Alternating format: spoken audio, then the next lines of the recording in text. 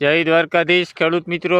તો હવે આજે આપણે વાત કરશું તલના પાકમાં હવે શું માવજત કરવી જેથી કરીને આપણને ખૂબ સારામાં સારું ઉત્પાદન મળી શકે। તો વિડીયોમાં લાસ્ટ સુધી જોડાયેલા રહેજો અને જે મિત્રો આપણી ચેનલમાં પહેલી વાર આવ્યા હોય ચેનલને સબસ્ક્રાઈબ કરી લેજો। તો ચાલો વિડીયોની શરૂઆત કરીએ। મિત્રો વાત કરીએ તલના પાકમાં તો 5 મુખ્ય મુદ્દા છે મિત્રો। જો આપણે એનું વ્યવસ્થિત ધ્યાન રાખ્યું તો આપણને તલની અંદર ખૂબ સારું એવું રિઝલ્ટ જોવા મળશે।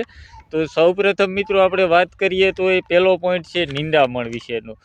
હંમેશા મિત્રો કોઈ પણ પાક હોય તો એને આપણે નિંદામણથી મુક્ત રાખીએ તો આપણને ઉત્પાદનમાં ખૂબ સારું એવું રિઝલ્ટ મળે। એનું કારણ છે મિત્રો, જો આપણા તલના પાકની અંદર ખળ વધારે પડતું હોય તો જે આપણે ખાતર આપીએ અથવા તો આપણે જે ઉપરથી કોઈ પણ દવાનો સ્પ્રે કરીએ તો નિંદામણ લઈ લેતું હોય છે। તો આપણને એની અંદર 15 થી 20% જેટલો ઉત્પાદનમાં ઘટાડો મળતો હોય।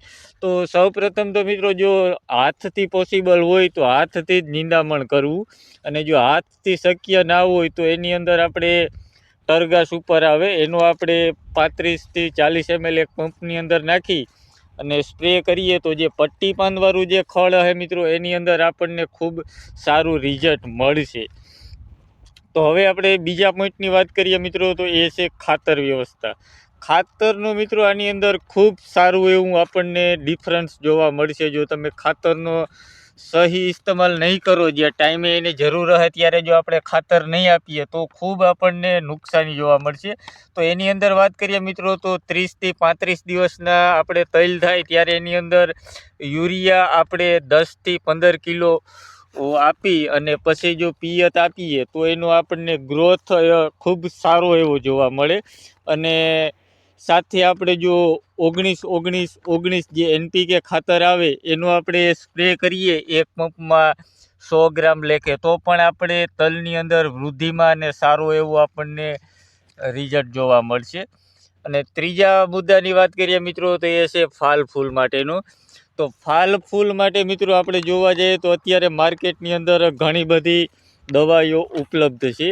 તો બેસ્ટ વાત કરીએ મિત્રો તો એક આપણે છે સાયફોન કંપનીનું એક્સરે આવે છે, એનું આપણે એક પંપની અંદર 2 ml નાખી અને સ્પ્રે કરી દઈએ તો આની અંદર તલની અંદર ખૂબ સારું એવું ફ્લાવરિંગ અને ટૂંકી કાતરીએ આપણને એની વૃદ્ધિ જોવા મળે। અથવા તો મિત્રો એ તમારે જો ના મળતું હોય તો તમે આપણે ધર્મરાજ ક્રોપ ગાર્ડનું આવે છે રુજુતા કરીને, એ પણ તમે 15 થી 20 ml લેખે પંપમાં નાખી અને સ્પ્રે કરી દો તો એ પણ તલને ટૂંકી કાતરીએ વૈધ કરાવશે અને ફાલ ફૂલમાં ખૂબ સારું રિઝલ્ટ મળશે। અને સાથે મિત્રો તમે એક્સરે લ્યો અથવા રુજુતા લ્યો એની સાથે મિક્સ માઇક્રોન્યુટ્રિયન્ટ નાખી અને સ્પ્રે કરી દીધો તો તમારે તલની અંદર કોઈ પણ વસ્તુ ફાલ ફૂલમાં જોવા પણ નહીં રહે। અને આના મિત્રો 2 સ્પ્રે કરવાના રહેશે। એક સ્પ્રે કરી દીધો ત્યારથી અઠવાડિયા 10 દિવસની અંદર આપણે બીજો સ્પ્રે કરવાનો રહે। અને હવે મિત્રો આપણે જે ચોથા મુદ્દાની વાત કરીએ તો એ છે જીવાત નિયંત્રણ વિશેનું। તો ખાસ કરીને મિત્રો તલની અંદર અત્યારે સુસિયા જીવાતનો ને એટેક આપણને જોવા મળે છે, અથવા પાન ખાવાવાળી જીવાત હોય તમે ક્યાંક જોઈ શકો આ ટપકું કરી દીધું પાનમાં, તો આ પ્રકારની અત્યારે આની અંદર જીવાત જોવા મળે છે। તો એના નિયંત્રણ માટે મિત્રો આપણે વાત કરીએ તો આપણે થાયોમેથોક્ઝામ અથવા ઇમિડા અથવા તો એસિફેટ આવી કોઈ પણ પ્રકારની આપણે દવાનો આની અંદર ઉપયોગ કરી શકીએ, એમાં ખૂબ સારું રિઝલ્ટ મળશે। અને આપણે ત્રીજી વસ્તુ વાત કરીએ બીજા વસ્તુની તો એ છે લીલા તળતળિયા મિત્રો, જે આપણે થ્રિપ્સના નામે ઓળખતા હોઈએ। તો એની અંદર આપણે વાત કરીએ મિત્રો તો એની અંદર ઇમિડા અથવા ફ્લોડિના કામાઇટ આવે છે, જે આપણે માર્કેટની અંદર ઉલાલા તરીકે ઓળખીએ છીએ। એ આપણે 8 થી 10 ગ્રામ પંપની અંદર નાખી અને સ્પ્રે કરીએ તો પણ આપણને ખૂબ સારું રિઝલ્ટ મળતું હોય છે। અને લાસ્ટ મિત્રો મેન જે ઉત્પાદનમાં જે અસર કરતું પરિબળ છે એ છે આપણું પિયત વ્યવસ્થાપન। તો પિયત મિત્રો ખાસ તલની અંદર ખૂબ મહત્ત્વનો ભાગ ભજવે આપણે કેટલું ઉત્પાદન મળશે એનામાં। તો પહેલું પિયત તો મિત્રો આપણે ઉગી ગયા પછી 25-30 દિવસના થાય જ્યારે તલ ડૂબે નહીં ત્યારે એક પિયત આપવાનું રહેશે। એની સાથે મિત્રો જો આપણે સલ્ફર અને યુરિયાનું કોમ્બિનેશન કરી અને આપ્યું પિયત સાથે તો આપણને સારું રિઝલ્ટ મળશે। ત્યાર પછી મિત્રો 40-45 દિવસના તલ થાય ત્યારે આપણે બીજું પિયત આપવાનું છે. અને ત્યાર પછી 55-60 દિવસના થાય ત્યારે આપણે એની અંદર 20-20-0-13 સાથે કેલ્શિયમ નાઇટ્રેટ આપી અને જો આપણે પિયત આપ્યું તો તલની અંદર ખૂબ સારું એવું આપણને રિઝલ્ટ જોવા મળશે. તો આ રીતના મિત્રો જો આપણે ટ્રીટમેન્ટ કરી તો આપણને તલની અંદર ખૂબ સારું એવું રિઝલ્ટ જોવા મળશે.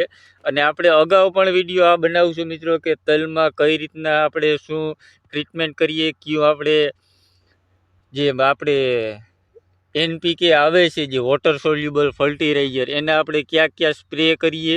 અને ખાસ મિત્રો જે NPK આવે છે વોટર સોલ્યુબલ 00-19-19 અથવા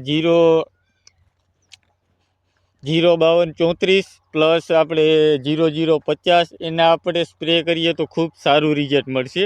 તો આપણે અગાઉના વિડીયોમાં પણ માહિતી આપશું કે હવે આની અંદર શું માવજત કરવી. અને આપણે આની વાત કરીએ મિત્રો તો આ આપણે કાળા તલનું વાવેતર કરેલું છે જે આપણે વિશ્વાસ કંપનીના છે. તો કોઈને આનો મિત્રો જો અનુભવ હોય તો એ પણ કોમેન્ટ કરીને જણાવજો. અને અત્યારે કેવા તલ લાગે છે એ પણ તમે કોમેન્ટ કરીને જણાવી શકો છો. ધન્યવાદ.